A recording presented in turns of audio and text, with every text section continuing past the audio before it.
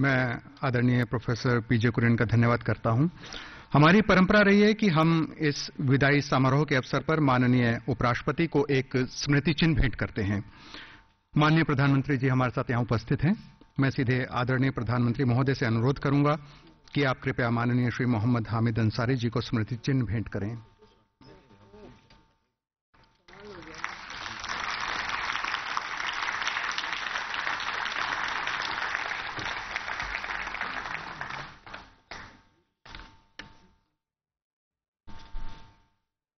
Sir, thank you very much.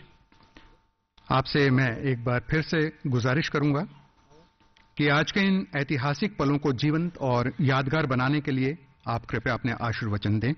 May I request honourable prime minister sir to address this august gathering.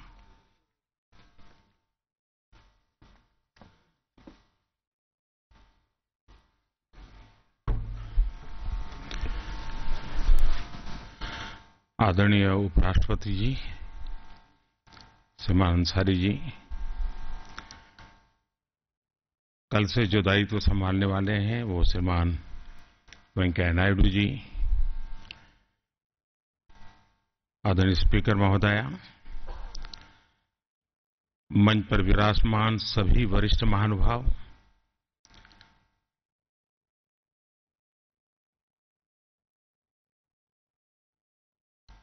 मुझे बताया गया कि 1984 के बाद शायद पहली बार किसी उपराष्ट्रपति की विदाई का समारोह हो रहा है, क्योंकि ज्यादातर इस्तीफा देने के कारण या राष्ट्रपति का चुनाव लड़ने के कारण और किसी का स्वर्गवास के कारण बीच में ऐसा अवसर ही नहीं आया। और जब 84 में संसद में उपराष्ट्रपति जी का विदाई का दिवस था तो उस समय इंदिरा जी भी मौजूद थी। कई वर्षों के बाद ये अवसर आया है। 10 वर्ष का कार्यकाल एक सांसद के नाते 10 वर्ष विविधताओं से भरा हुआ रहता है।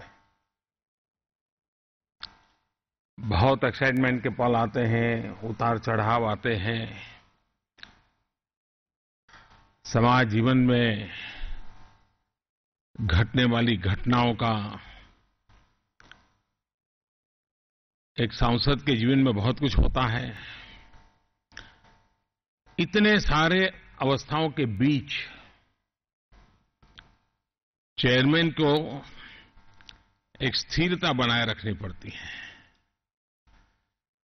कितनी ही तीव्रता क्यों न हो, कितनी ही विपरीत अवस्था क्यों न हो, और 10 साल तक लगातार इस अवस्था को चलाना, ये अपने आप में एक बहुत बड़ी कौशल्य की, धैर्य की और इंटेलेक्चुअल एबिलिटी की रिक्वायरमेंट के कारण हो सकता है। आमतौर पर पद कोई भी रहा हो, लेकिन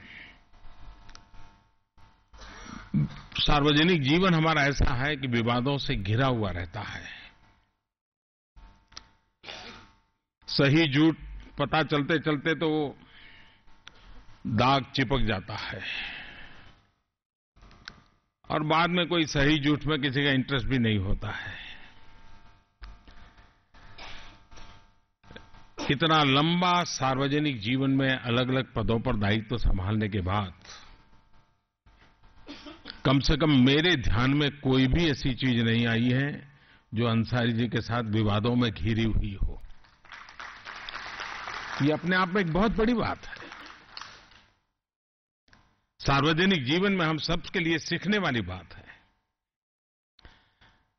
अंसारी जी का पारिवारिक बैकग्राउंड बहुत ही रहीसी, एक प्रकार से सार्वजनिक जीवन की रहीसी विरासत उनको मिलती रही है। उनके दादा, नाना, पिता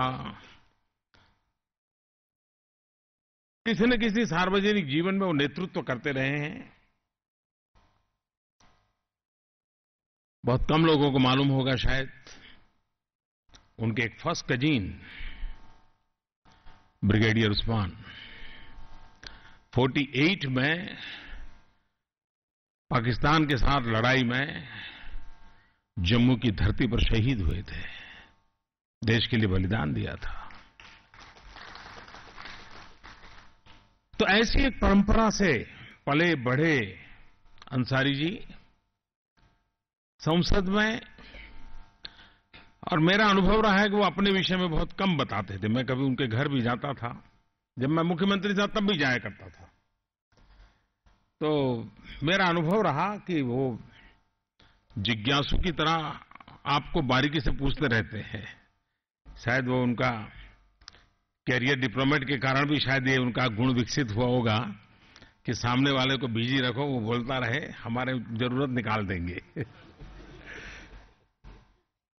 और वो गुण उनको सदन में भी बहुत काम आया। बोलते रहो भाई, देखेंगे आगे क्या होता है। जब ऐसे विदाई समारोह में जिनकी विदाई हो रही है उनके लिए जो बोला जाता है, एक प्रकार से हिडन वे में जो आने वाले हैं उनके लिए संदेश होता है।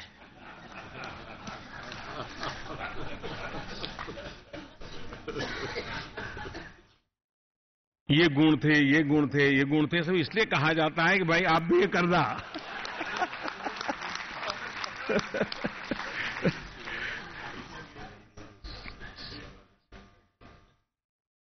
और मुझे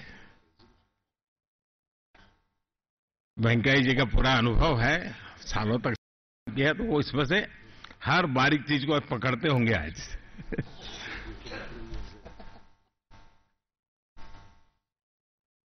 मुझे विश्वास है कि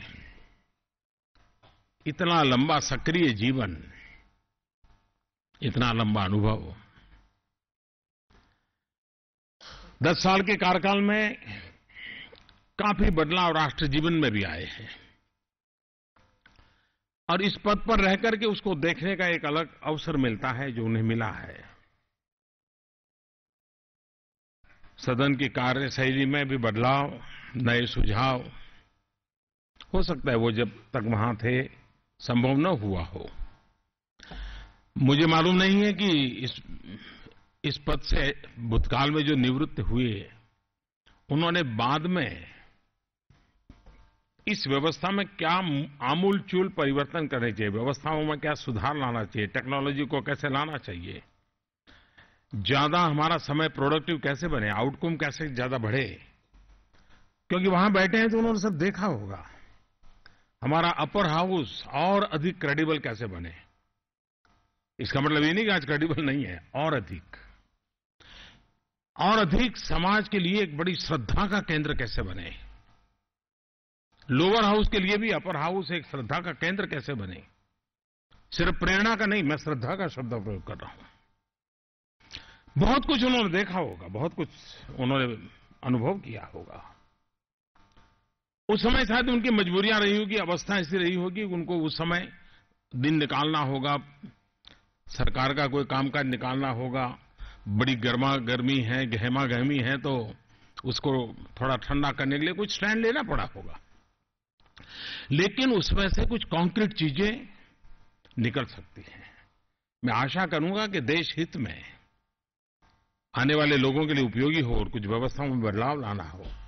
उन्होंने जरूर इसे शब्दबद्ध करना चाहिए, एक अच्छा सा डॉक्यूमेंट देना चाहिए। इस अनुभव के आधार पर आने वाली जो भी पीढ़ियां होगी, सरकारें होगी, जरूर उसमें से दो चार चीज करते चलेंगे। उसके कारण हमारी इंस्टीट्यूशनल व्यवस्थाएं और अधिक अच्छी बनेगी। और मैंने देखा है कि वो उनकी एफिशिएंसी, उनकी क्षमता, उनका डायनेमिज्म, और जिस प्रकार से उन्होंने हेल्थ को मेंटेन किया है, तो बहुत कुछ कंट्रीब्यूट आगे भी कर सकते हैं। मैं आशा करूंगा कि वो जरूर हम लोगों के लिए उपयोगी बहुत सी चीजें हमें देते रहें। मेरी उनको बहुत बहुत शुभकामना है। उत्तम स्वास्थ्य के लिए शुभकामनाएं हैं। उत्तरोत्तर देश की जरूरी चीजों में उनका मार्गदर्शन मिलता रहे, इस अपेक्षा के साथ बहुत बहुत धन्यवाद।